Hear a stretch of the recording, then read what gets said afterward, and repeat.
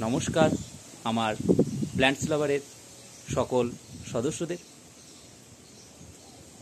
আজকে আমি যে গাছটির কাছে আছি সেটি একটি সুন্দর পাতা এবং ছোট্ট ফুল, কুঞ্জলতা বা তরুলতা বলে তাকে চিনি।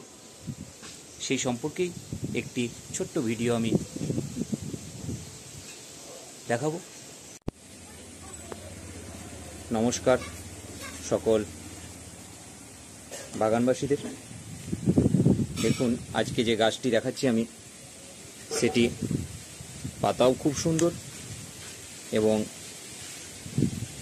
ফুলগুলিও খুব ছোট ছোট হয়। এটা লাল রঙের ফুল।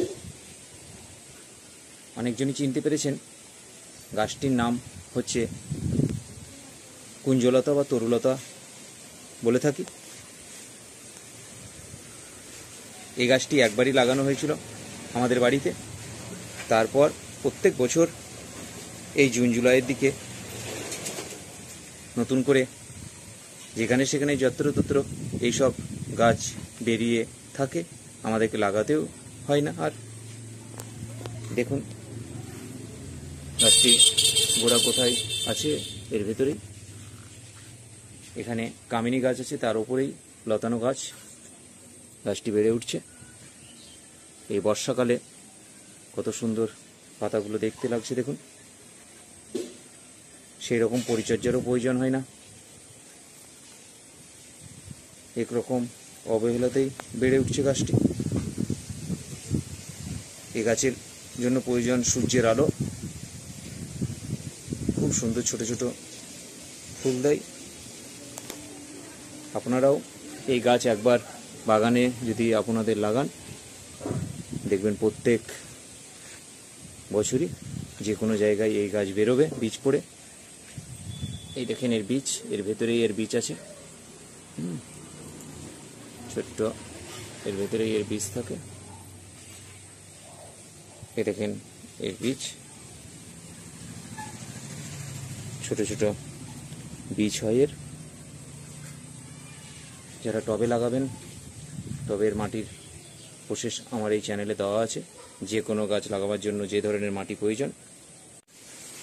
টবে যদি গাছটি লাগান, অবশ্যই জল যাতে না দাঁড়ায় সেইভাবেই গাছটি টবে লাগাবেন।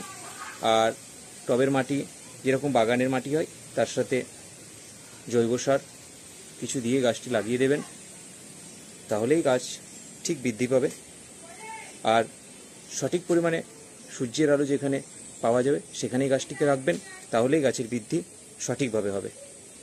সূর্যের আলো খুব প্রয়োজন।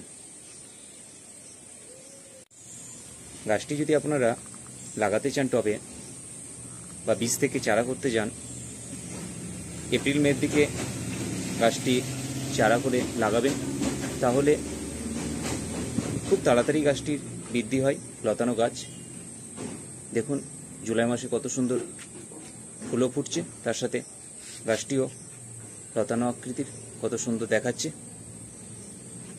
এই কিছু মাস ফুল দেবে। শীতে সেরকম আর ফুল হয় না। আমি একে এই গ্রীষ্ম আর বর্ষার সময়তেই গাছটিকে দেখা যায়। বিশেষ করে আমি বর্ষাতেই গাছটি খুব সুন্দর, বৃষ্টিতে দেখতেও লাগে। গাছের পাতাগুলো সবুজ হয়ে ওঠে। আরেকটি কথা, এই গাছকে আপনারা বিভিন্ন আকৃতির ডিজাইন করে গাছটিকে সেইভাবে সেই ডিজাইনের উপর তুলে ধরতে পারবেন। লাভ শেপ হোক, আরও যে আকৃতির হোক, সে কাঠামোটি গঠন করে এই লতানো গাছটিকে যদি আপনি তার সাথে জুড়ে দেন, দেখবেন খুব সুন্দর আকৃতি নিয়েছে। এই লতানো গাছগুলির এটাই হচ্ছে একটি সুন্দর বৈশিষ্ট্য। যেভাবেই একে তৈরি করতে চান, সেভাবেই বৃদ্ধি পাবে। খুব সুন্দর সুন্দর ডিজাইন করা যায়। আশা করি ভিডিওটি আপনাদের ভালো লাগবে। ভিডিওটি দেখার জন্য অসংখ্য ধন্যবাদ।